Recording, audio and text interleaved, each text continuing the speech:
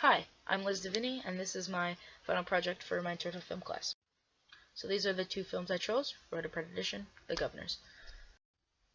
The aspects that I've picked, Maison Sing, which is the staging of action, so very important for all films, basically where you place objects and characters and how they interact with each other and how the camera pans over them, and different things like that, different shot angles. That's all Maison Sing. And it also, Maison Sing is the reason why symbolism can be created sometimes. So a symbol is something that's meant to be taken beyond its literary meaning. Its literal meaning, it adds a figurative element that represents something. So in these two movies, rain is the main symbol that we'll be talking about.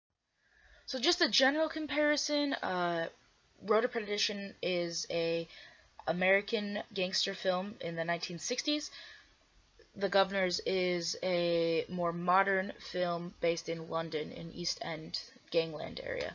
They both have a father-son relationship where the father has an evilness. What I mean by that is the father is the reason why the son loses his innocence. The son no longer can view the world as a child because the father's actions and involvement in a gang. There's a lot of strategic placement of objects and characters. This is in every film, but I felt it was important to mention because that's the only reason why symbols can be created, is because there's some kind of strategy going on.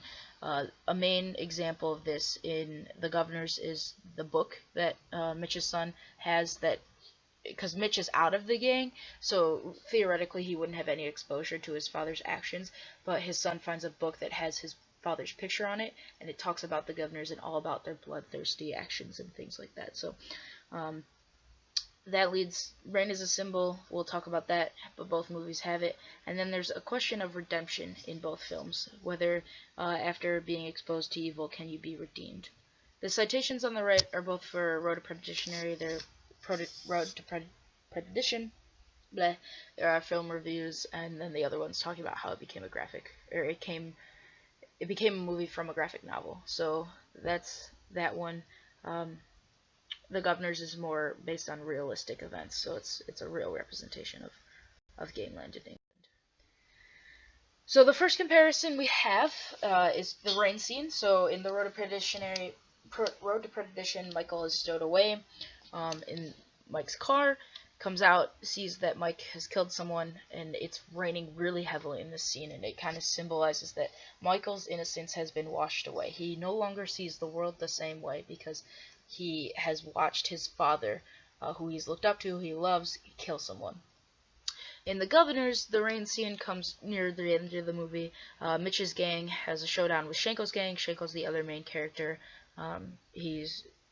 They basically, there are two gangs fight, and the rain starts right as the fight starts, symbolizing just this evil clash of boom, boom, boom, and something really bad is about to happen. And it does. In the fight, Mitch and Shanko find each other. Mitch is winning, and then Shanko pulls out a gun and shoots Mitch. At that point, everyone else flees as the police show up. Shanko's arrested.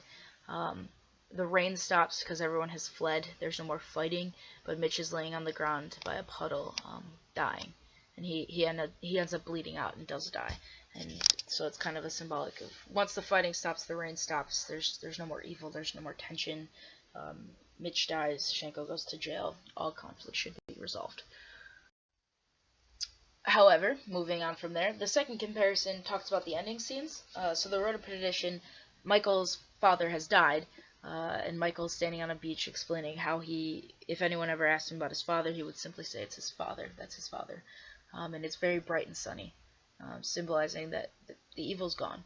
Michael has been redeemed. He doesn't have to live a path of evilness like his father.